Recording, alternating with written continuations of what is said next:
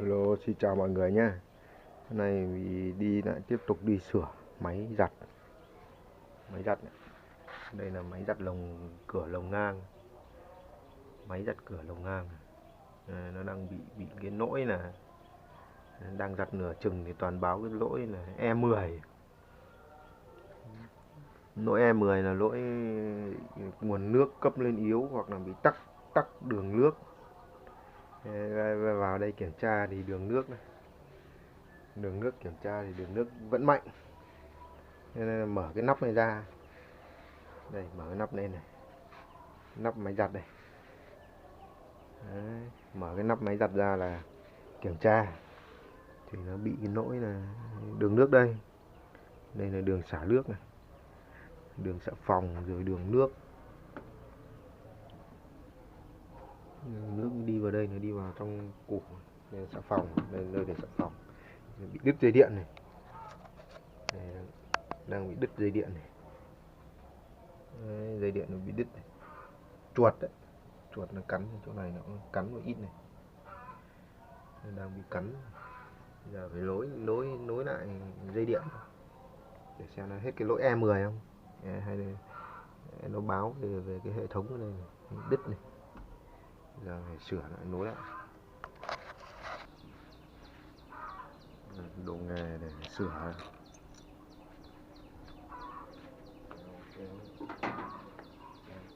Dây điện,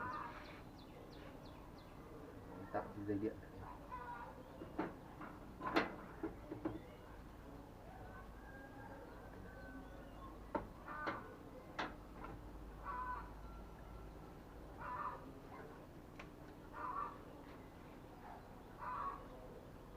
Chuột nó chui được vào đây, nó cắm dây điện.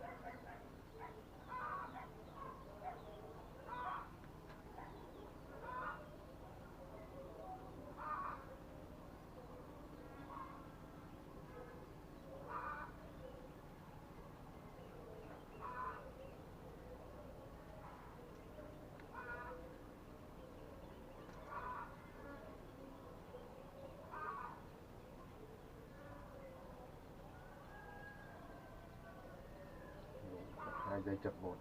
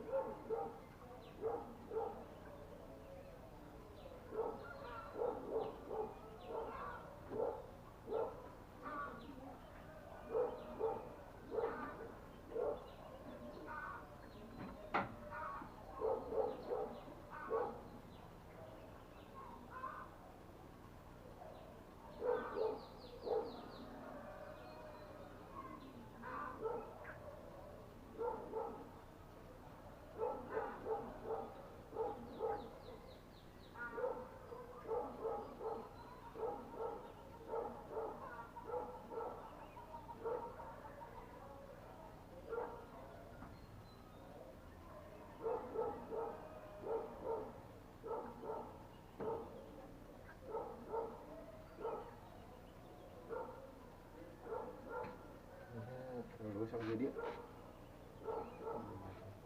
ngon, bằng dính, bằng dính này. đen.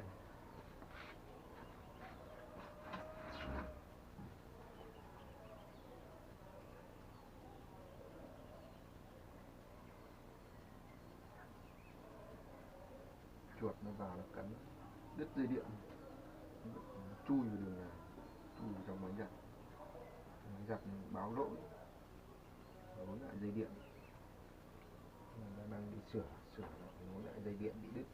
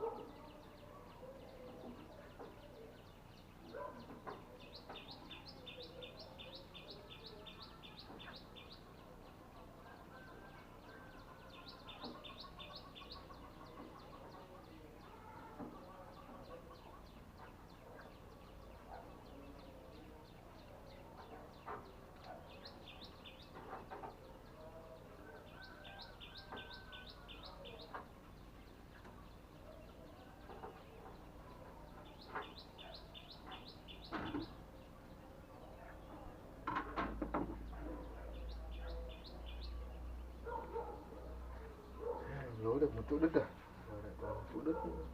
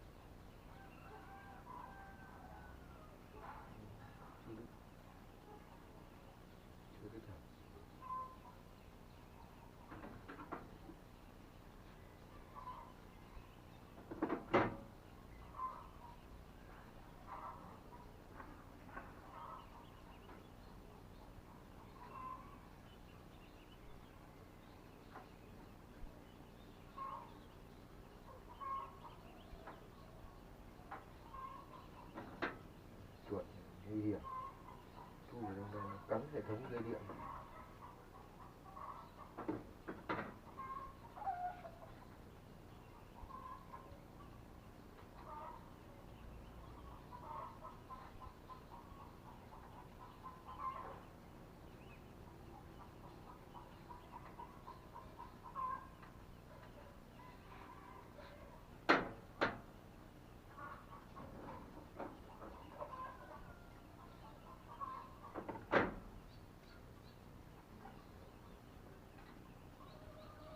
Bây giờ là 12 giờ trưa, tranh thủ về đấu.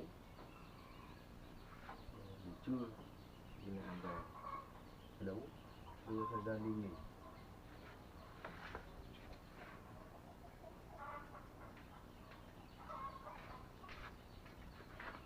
Nó cắn đứt rồi, một đây một chỗ, cắn gần như nát chỗ này một chỗ. Nối à? Vừa nối này, nối cái dây này. Đây là thỏi bê tông. Đấy, nó treo cả cái cục này lên. Đấy. Treo cái dây nhỏ thoi. Trời. Đây nước vào đây. Vào đây là đầu tiên là nó chui vào trong nước, nó chạy vào trong cái xà phòng. Nó chui ra, có cái ống vào này, ống to này. Nó vào trong cái bình này. Đứt đây. Nhìn thấy nó đứt ở đây không? Chưa thấy đứt từ chỗ nào.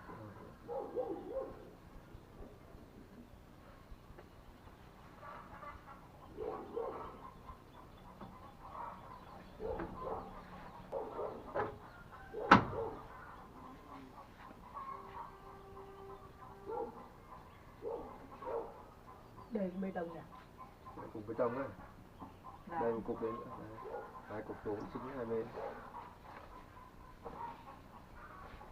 Cục này bé, cục này to nhỉ? Cục này to. Cái đầu này nó tiếp đinh. Tiếp đinh để cho nó nặng. Nó chạy nó rung. Đấy, rung. Đây là không biết là có cái lỗ nào đâu thì chui vào đây. Dưới đáy không có.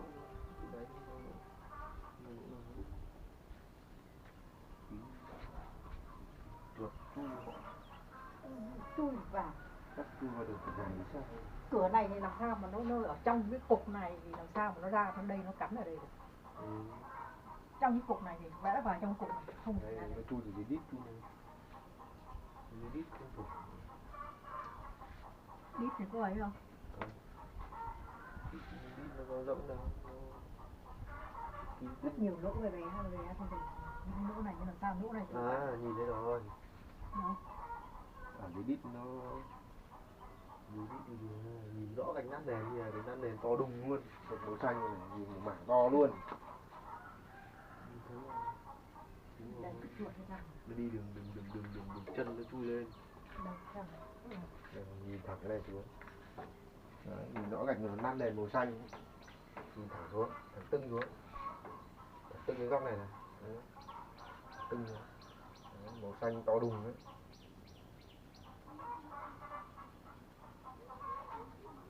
Cái chân nó nhìn thấy không?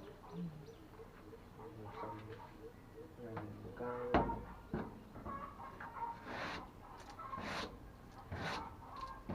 nước này liệu nó chảy vào trong máy được không? chảy vào chả sao, chẳng đứng bưng thế.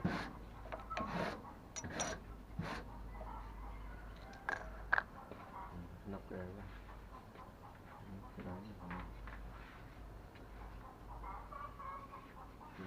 đồng bật Nâu đây qua này. nó cái gì Nâu thế này. cái đấy có cái gì mà nọc chuột cái gì Nước vào được không? Nước vào bé nhỉ? thì chỉ cần thế thôi, cần gì nhiều. Này nó to đùng rồi cần gì, trong to đùng.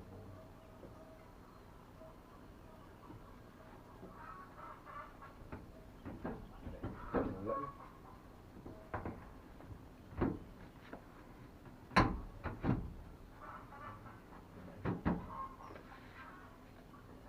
vít hàng lớp đằng sau.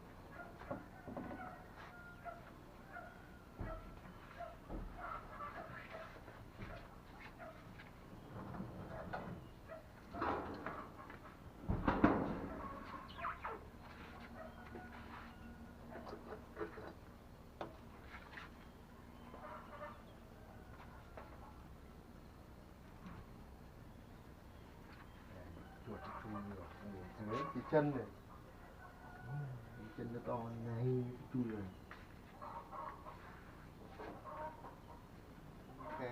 Khe từ này lên này rỗng như thế.